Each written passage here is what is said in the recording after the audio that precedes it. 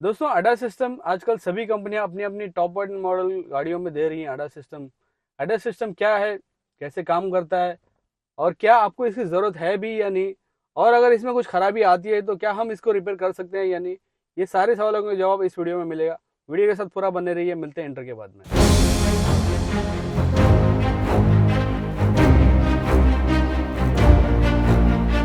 Hello दोस्तों, कैसे हैं आप लोग? उम्मीद करता हूँ मजे में होंगे। दोस्तों एडा सिस्टम एक फीचर है जो गाड़ी की ड्राइविंग सेफ्टी को बहुत हद तक इम्प्रूव करने में काम आता है। ये सभी कंपनी अपनी अपनी गाड़ियों में दे रही है टॉप एंड मॉडल में।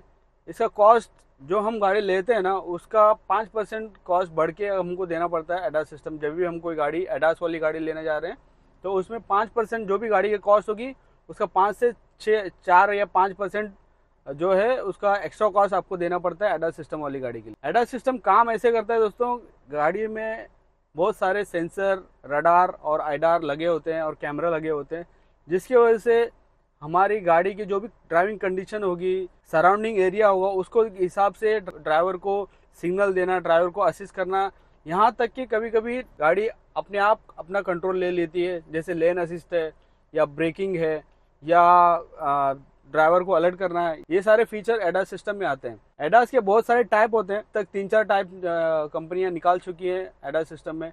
हमारे इंडिया में अभी तक टाइप 2 चल रहा है। सबसे पहले हम ये देखते हैं कि इसमें क्या क्या की कंपोनेंट दिए हुए हैं। सबसे पहले आता है एडास सिस्टम में कैमरा। कैमरा देखता है सराउंडिंग में। इसमें मिरर में भी कैमरा लगे होते हैं, आगे भी कैमरा लगे होते हैं, पीछे भी कैमरा लगे होते हैं। तो इसके जो कैमरा में जो इन्फॉर्मेशन कैप्चर होती है, इसके थ्रू एडास सिस्टम का जो ईसीएम है वो इनका जो सिग्नल है वो इनके एक्चुएटर को या ड्राइवर को अलर्ट करने में कैमरे का यूज करता है। दूसरा इसमें कंपोनेंट होता है दोस्तों रडार। रडार आगे बम्पर के अंदर लगा होता है। रडार से जो सामने वाले जो भी ऑब्जेक्ट आ रहे होते हैं ना, उसको डिटेक्ट करने के लिए रडार काम में आता है। मतलब उसका डिस्टेंस कितना है, क्या ये गाड़ी उसको टकराने वाली है या नहीं है, इसके लिए रडार का यूज होता है। तीसरा की कंपोनेंट है दोस्तों लेडार। लेडार जो है लेजर बीम के जरिए 3D इन्वायरमेंट क्रिएट करता है, जिससे गाड़ी के सराउंडिंग जो भी है ना उसको डिटेक्ट करने में हेल्प होती है। चौथा कंपोनेंट इसमें यह होता है दोस्तों, अल्ट्रासोनिक सेंसर होते हैं। ठीक है, आगे भी पीछे भी साइड में भी अल्ट्रासोनिक सेंसर होते हैं। गाड़ी के आसपास में जो भी साउंड होता है, या बच्चे खेल रहे हैं या गाड़ियों का साउंड आ रहा है, कुछ भी साउंड अगर गाड़ी के आसपास आ रहा है तो उसको डिटेक्ट करने का काम अल्ट्रासोनिक सेंसर करते हैं। तो ये सब तो रहे इसके सेंसर, जिनसे ईसीएम या कंट्रोल मॉड्यूल इंफॉर्मेशन लेता है और एक्चुएटर से काम लेता है। एक्चुएटर समझ लो किसी भी सिस्टम के मसल्स होते हैं, जिनसे बॉडी या हमारा दिमाग या कंप्यूटर अपना काम निकलवाता है या काम करवाता है। इनमें सबसे पहला एक्चुएटर जो है, एक्चुएटिंग सिस्टम जो है वो है ब्रेक। ब्रेक भी एडास सिस्टम कंट्रोल कर लेता है अपने आप से। जब भी आपको लग रहा है कि गाड़ी के आगे कोई आ रहा है और ड्राइवर कुछ कर नहीं रहा है, तो उस कंडीशन में एडास सिस्टम अपने आप गाड़ी का ब्रेक मार देता है या गाड़ी का स्पीड कम कर देता है। उसके बाद स्टेयरिंग भी गाड़ी अपने आप कंट्रोल करने लगती है। जब भी उसको लगता है कि ड्राइवर का कंट्रोल नहीं है गाड़ी पे, या ड्राइवर सोया हुआ है, या ड्राइवर सही से लाइन में नहीं चला रहा है गाड़ी को, तो गाड़ी अपने आप गाड़ी का जो स्टेयरिंग है उसको अलाइन करती है या लाइन के बरोबर रख के अपने आप चलाने लगती है। तो स्टेयरिंग का भी कंट्रोल एडास सिस्टम में होता है। फिर गाड़ी का जो इंजन का थ्रोटल है उसको भी कंट्रोल करता है एडास सिस्टम, उसको भी कम ज़्यादा ज़रूरत के हिसाब से। जैसे एडास सिस्टम में एक फीचर आता है जिसे कहते हैं एडेप्टिव क्रूज कंट्रोल।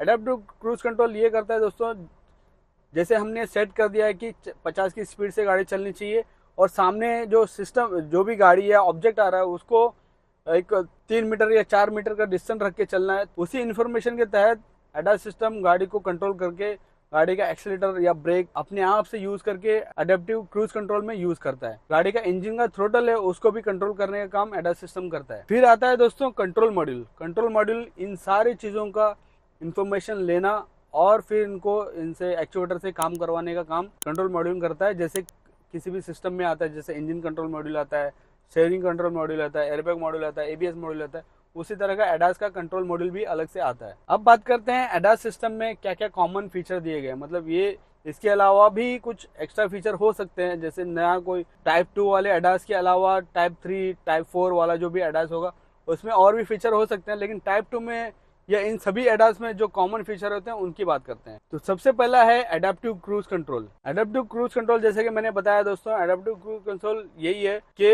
अगर हमने सेट कर दिया है और क्रूज कंट्रोल ऑन कर दिया, एडेप्टिव क्रूज कंट्रोल ऑन कर दिया है, तो गाड़ी की कितनी स्पीड हमको चाहिए, कितना डिस्टेंस पे गाड़ी का मतलब सामने वाले को मेंटेन करके चलना है और कौन सी लेन में चलना है, ये सारी चीज़ें जो है एडेप्टिव क्रूज कंट्रोल में आती हैं। ठीक है, तो जब भी आप चाहेंगे एडेप्टिव क्रूज कंट्रोल ऑन करना है तो आप ऑन कर सकते हैं और उसी के मुताबिक गाड़ी चलती रहेगी। फिर उसके बाद आता है इमरजेंसी ब्रेकिंग। इमरजेंसी ब्रेकिंग में ये होता है दोस्तों कि ड्राइवर का ध्यान नहीं रहता है या ड्राइवर सो गया है, कुछ हो गया है, तो ऑटोमेटिकली गाड़ी अपने आप ब्रेक लगा देगी। जब भी कोई सामने कोई ऑब्जेक्ट या कोई गाड़ी या कोई चीज़ आता है तो उसको ऑटोमेटिकली ब्रेक लगा देगा एडास सिस्टम। ठीक है, तो इमरजेंसी ब्रेकिंग भी एक फीचर है। उसके अलावा ब्लाइंड स्पॉट मॉनिटरिंग होता है। ब्लाइंड स्पॉट यानी जब भी हम जो चीज़ें हमें दिखाई नहीं देती, जैसे मैं अभी यहाँ पे बैठा हूँ, यहाँ ड्राइवर सीट पे बैठा हूँ, यहाँ से जो गाड़ी आ रही है मुझको मिरर में तो दिख सकता है, लेकिन कभी कभी होता है नीचे होता है, वो कोई चीज़ अगर नीचे होगी तो मुझे दिखना बहुत मुश्किल होता है,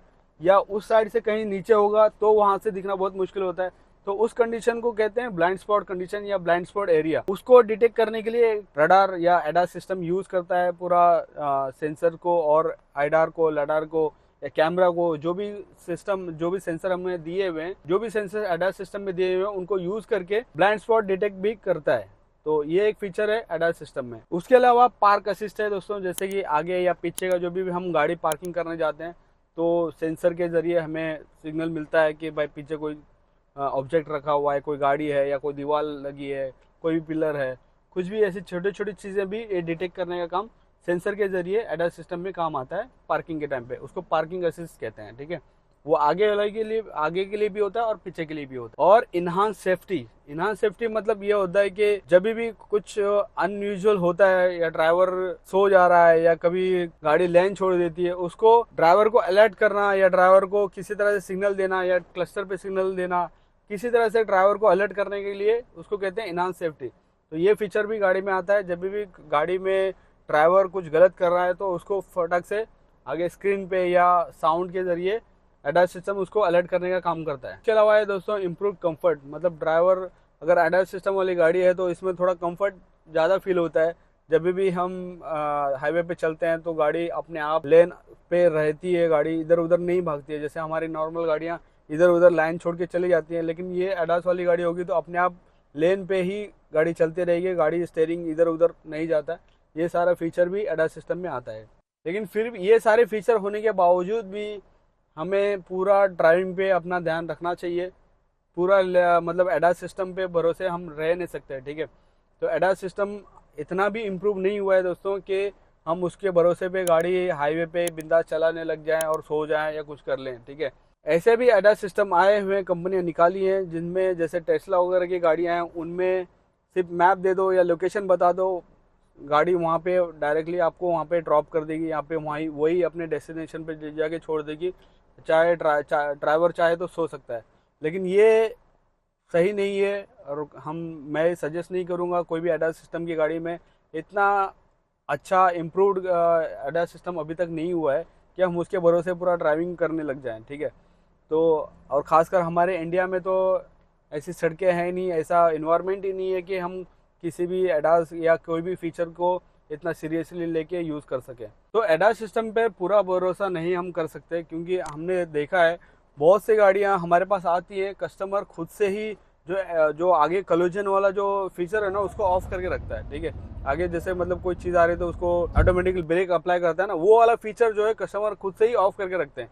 कई बार ऐसा होता है दोस्तों, जैसे हम गाड़ी चला रहे हैं, गाड़ी चलाते चलाते अचानक से ब्रेक लग जाता है, हमको पता भी नहीं चलता है, मतलब अनएक्सपेक्टेडली ब्रेक लग जाता है और पीछे वाला गालियां देने लग जाता है। वो ऐसा इसलिए होता है क्योंकि एडास सिस्टम को ऐसा लगता है आगे कोई कुछ आ गया है और अचानक से ब्रेक अप्लाई हो जाता है। और ऐसे अगर चलते रहेगा तो हो सकता है हमारे यहाँ पे जो बम्पर टू बम्पर ट्रैफिक में हम गाड़ी चलाते हैं उस टाइम पे शायद से पीछे वाला कोई अचानक से ठोक दे। ठीक है, इसलिए कस्टमर वो फीचर को ऑफ करके रखते हैं। अब खुद ही सोचिए कि अगर ये सारे फीचर हमको ऑफ करके रखने पड़ते हैं, हम उस पर ज़्यादा रिलाय नहीं कर सकते, तो फिर इतना पैसा दे के एडास सिस्टम को ख़रीदना मुझे नहीं लगता कोई सही है। ठीक है, ADAS सिस्टम होना चाहिए, मैं उसके खिलाफ नहीं हूँ कि ADAS सिस्टम नहीं होना चाहिए, बिल्कुल भी नहीं हूँ। ADAS सिस्टम अच्छा है, ADAS सिस्टम हर गाड़ी में होना चाहिए, लेकिन वो आपके पॉकेट पर भी डिपेंड करता है कि आपको ADAS सिस्टम चाहिए या नहीं चाहिए। ठीक है, अगर आपके पॉकेट में इतना है कि आप ADAS सिस्टम वाली गाड़ी ले सकते हैं तो बिल्कुल लीजिए, और आप उसको अच्छी तरह से यूज़ भी कर सकते हैं, वो आपके बहुत काम आ सकता है। लेकिन ऐसा नहीं कि ADAS सिस्टम के बगैर आप गाड़ी भी नहीं चला सकते, ऐसा नहीं है। बिना ADAS सिस्टम के भी आप गाड़ी चला सकते हो आराम से, कोई दिक्कत की बात नहीं है। और ADAS सिस्टम पे आप पूरी तरह रिलाई भी नहीं हो सकते। तो ऐसा कोई मतलब ऐसा ये सिस्टम ऐसा नहीं है कि बहुत ज़्यादा ज़रूरत वाला सिस्टम है, लेकिन फिर भी अगर आपको मिलता है तो आप ले सकते हैं। लेकिन दिक्कत यह है कि ये जो सिस्टम है, गाड़ी की जो टोटल कॉस्ट होती है ना, उसका 5% ये एक ही सिस्टम खा जाता है। और ऐसा भी नहीं है कि कंपनियां सिर्फ ADAS सिस्टम के अलग से 5% ले रही है, ऐसा भी नहीं है। ADAS सिस्टम उन्हीं गाड़ियों में आ रहा है जो टॉप एंड मॉडल की होती है।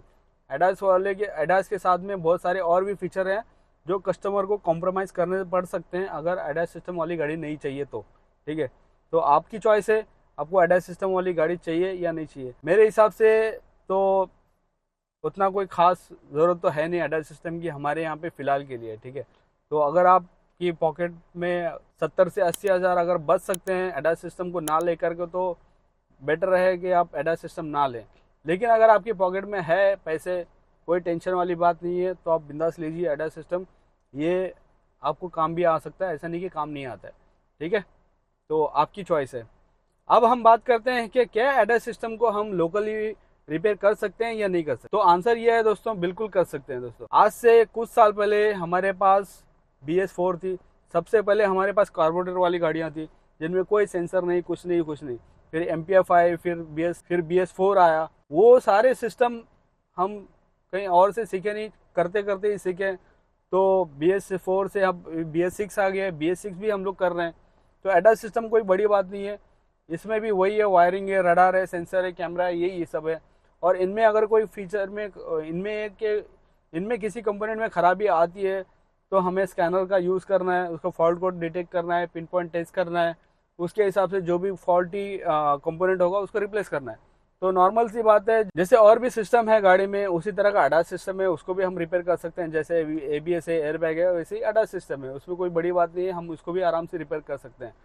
तो बस ये है कि हमें इसके लिए ADAS सिस्टम वाला स्कैनर भी हमारे पास रखना पड़ेगा, जो ADAS को डिटेक्ट कर सके, ADAS के फॉल्ट को डिटेक्ट कर सके, ADAS सिस्टम को कैलिब्रेट कर सके।